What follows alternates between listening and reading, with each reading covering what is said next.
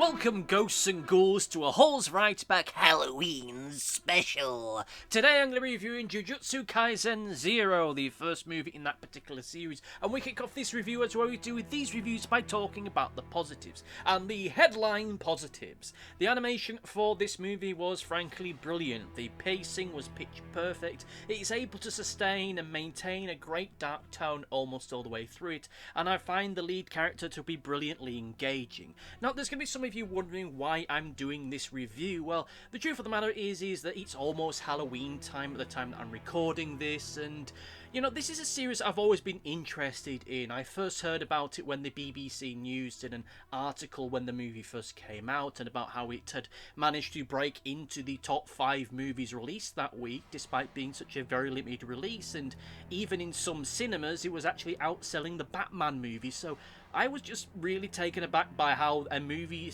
from a series I'd never heard of was able to do so good. And earlier this year I was able to watch the movie for the first time, and I've rewatched it today, and does it live up to the hype? Well, yes, I really do think it does so. And to actually get into the meat of the review itself, I will just say that I feel like such a tit for saying this, but I found the animation of this movie to be just brilliant.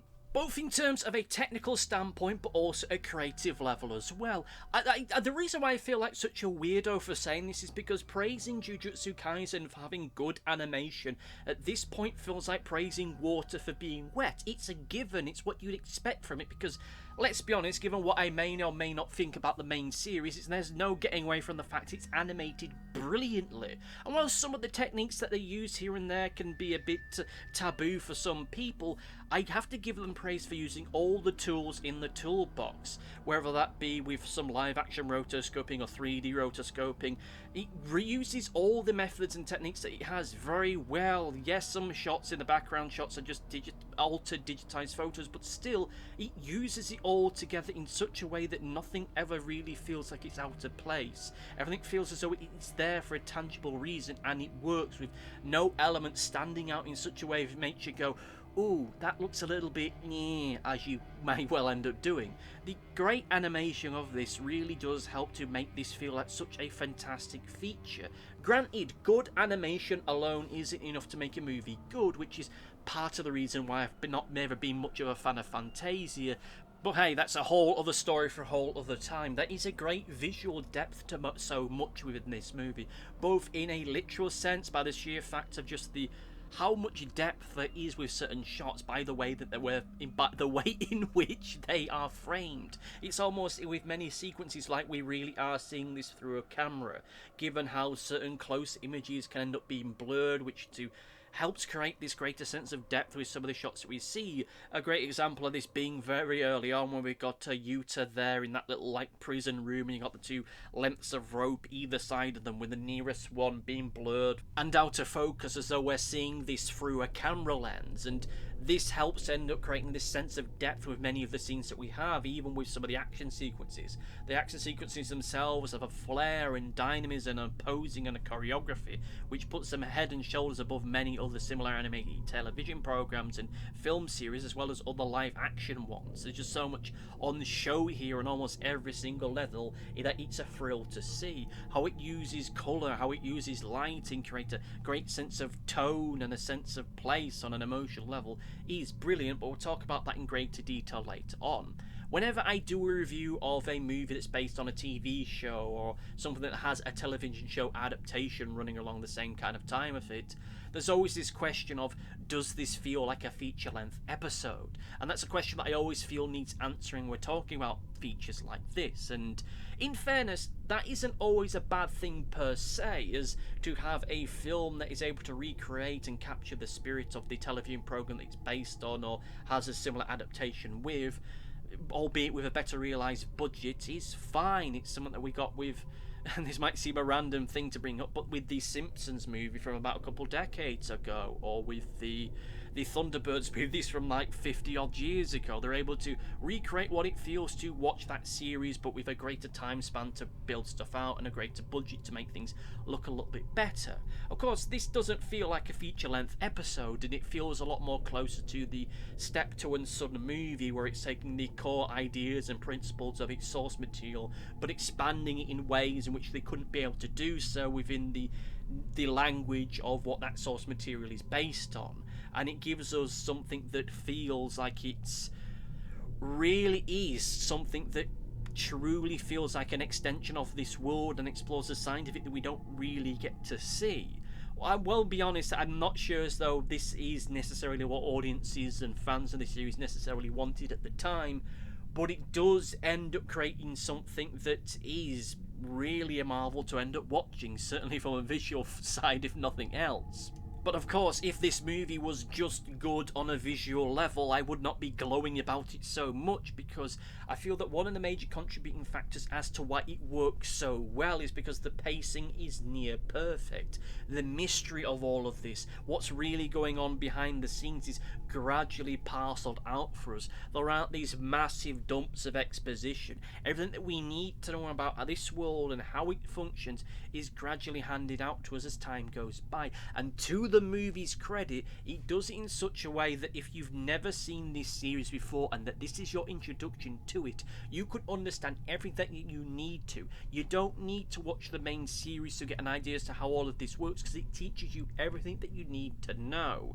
The darker moments we have throughout this movie, they're evenly spread out in such a way that it makes them manageable, and it makes sure that the impact of those moments still leaves you with that gut punch when they happen. The flashbacks that we end up seeing fit well within the construction of the story, and they never feel as though they're just there for the sake of a stylistic whim. They feel as though they're genuinely just a natural part of the story, part of the conscious or subconscious of the characters that we see, rather than something that's done because it's necessarily a trope of the media or sub-media that it is part of. I will say that I do feel as though this movie speeds up a little bit too quickly towards the end. When we get towards the end of the movie, we're switching out from what is happening with Yuta to then seeing what the teachers and extended cast from the main series are doing with their big fight sequences, but more on that stuff later on. I feel that everything in this movie falls into place exactly where it should, with each moment, for the most part, adding into the journey of Yuta, both in terms of a literal sense, but also something that's more metaphorical, because whilst one could argue that the latter scenes with Gojo and Geto really aren't needed, the truth of the matter is that I feel that Geto's involvement in this works in a way that one could argue, that one being me, that his presence in this story works as a great juxtaposition between himself and Yuta. They are both young men struggling with the realities of their lives within this world, and the depression that has come as a result of all that, all the trauma and nasty things that they've had to do and be involved in. However, one was able to overcome it due to having a better support group and a network of friends, which Geto frankly didn't. Now granted, this is all my reading of it coming at it from a second time, and this is just my reading of it. Your reading of this may vary, your mileage may vary with all of these things, but like I say, whilst again some could argue the Gojo Geto stuff within this movie, particularly towards the end of the movie, isn't needed, from my point of view it does work with the greater journey of Yuta, and ends up creating this juxtaposition between our big bad guy and our main hero. One of the big points of praise I'll give with this movie is how it's able to manage and maintain the dark tone almost all the way through it. I say almost, not because I feel that it failed, even if there's a few gag moments here and there that weren't to my liking. I say almost because, naturally given the course and thrust of this story, the darker tone had to give away.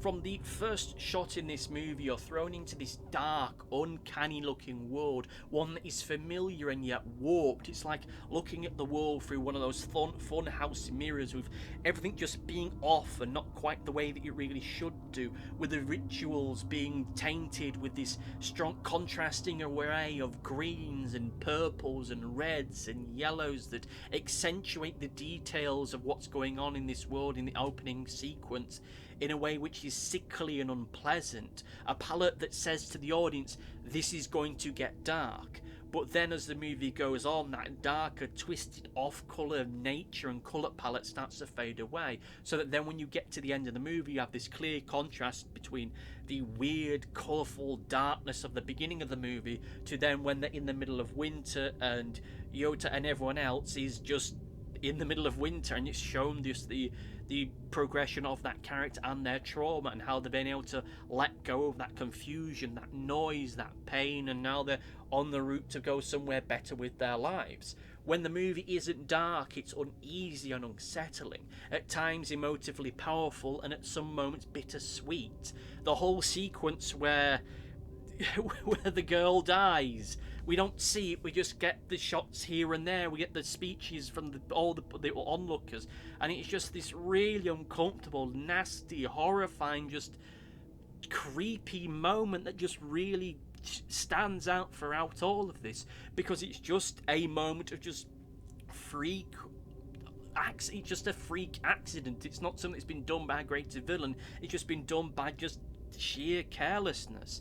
And yet with that and everything else, it's able to maintain and sustain a level of darkness without said darkness feeling edgy, self-indulgent, adolescent, or being provocative for the sake of wanting to look big and clever. I feel that one of the contributing elements that helps prevent against it looking self-indulgent or adolescent or provocative or edgy is the fact that the core subtext of this film is just so strong that it gives it a good foundation with which to build off from. This is ultimately a story about coming to terms with grief and trauma, how some will cope with it, some will try to live with it, and some will try to fight against it, with almost all of our main cast members having some kind of trauma of their own that they're trying to deal with. I say almost because I'm going off the weight of what we see what happens in the movie, more so than what we see happening within the main series, but you get the idea. Almost every single character in this movie has some kind of traumatic history which is displayed to us, and then that helps to further reinforce this theme of it. This gives it something of a core, a strong centre that everything else within the movie can build off from. Now, of course, having this subtext, having this deeper sense to it doesn't magically make this a good movie, as simply by having subtext it doesn't make a movie interesting, it doesn't make a story deep, it doesn't make a story interesting, it doesn't make it good. What makes it good is the way in which it's executed, and I have to say that this movie is executed fantastically well, and a lot of that comes down to Yuta being such a strong lead character. He is a troubled young man dealing with the grief of losing a loved one. He's cursed to have the embodiment of that grief following him around and murdering people, and there's nothing he can do much for it. Yes, the circumstances of the cursing is different in reality, but that's beyond the point. This character is a victim of circumstances beyond his control.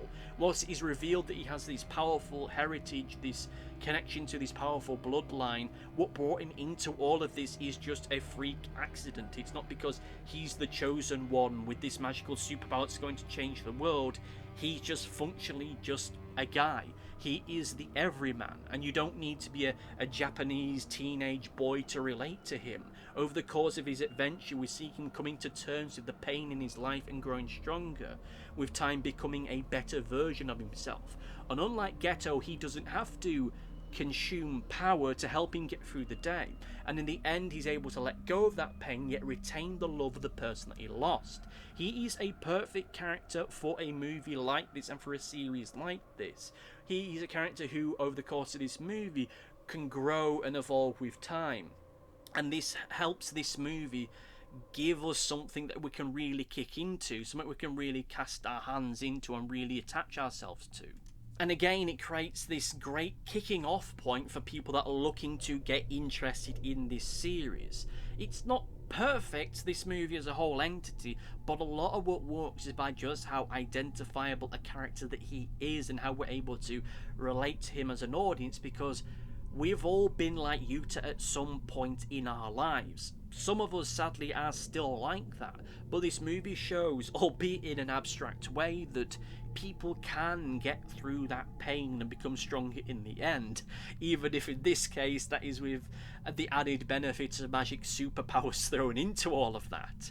With all of that said, however, I regretfully have to get into the negatives, and this movie sits in one of those awkward spots a lot of films like this have, where it is just so vital to the overarching story of its main series that it has to have moments within it that are supposed to pay off later, either later within the manga or later within the series, the main series itself, depending on the timing of all of this. And that post-credit sequence bit is a major one, and it's one that just feels rather baffling to me because nothing of it makes sense within the context of the movie that we have just seen.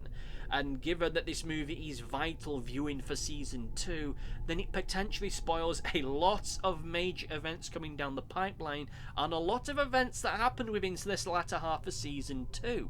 Oh yeah, sure, maybe this is just set up for a future movie if they decide to have Yuta continuing to be the lead of these movies, but even still, it feels rather odd. Like, I know that not a lot of people are fans of the post-credit stuff the way that Marvel does it, but it does it in a lot more of a light hand. It's these subtle teases to things that are coming up, and this, or alternative, this gradual build of teasing villains coming along.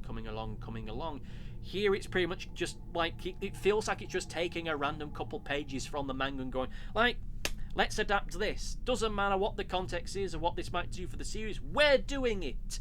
Which is something I'm not particularly appreciative of.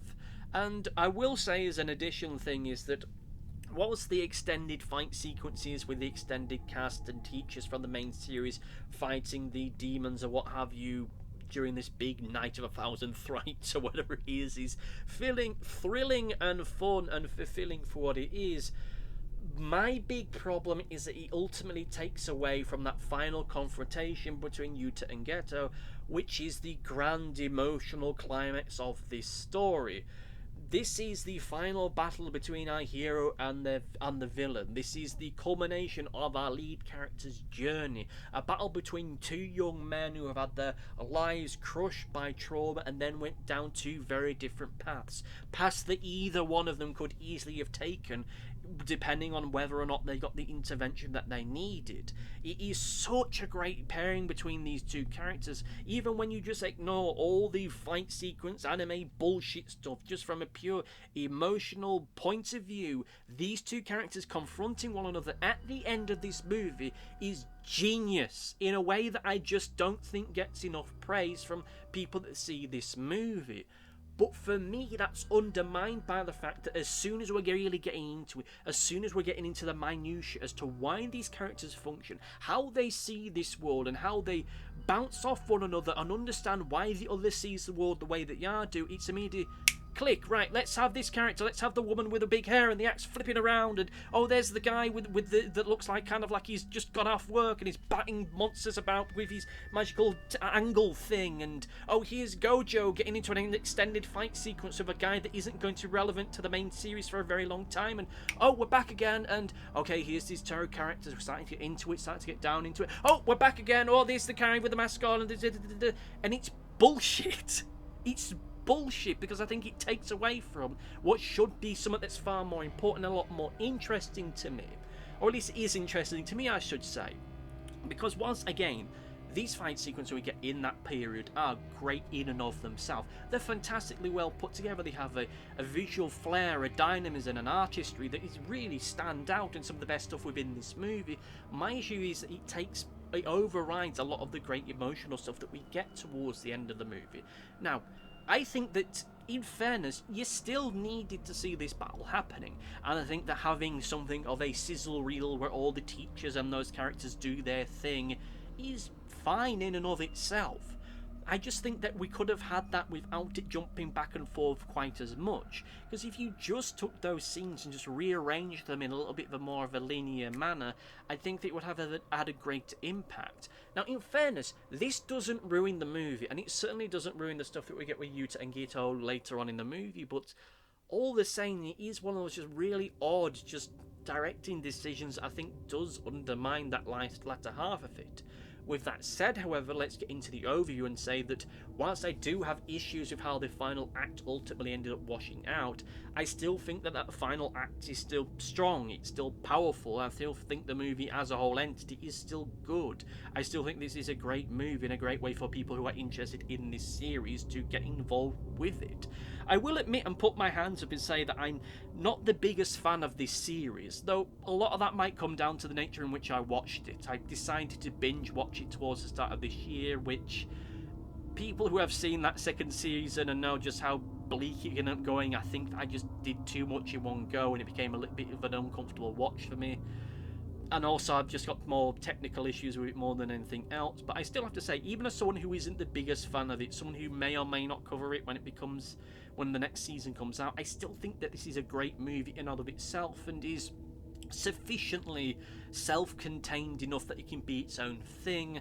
Yes, we have that post-credit thing, but it's a post-credit thing, so it doesn't really fucking matter at the end of the day with it. But still, I really enjoyed this movie, and whilst it's not the deepest, darkest, or scary thing that I'll actually be watching on Halloween night, it's still fun for what it is, and I highly recommend it to anyone who is interested in anime series that may be a little bit darker, a little more mystical, a little more fantastical.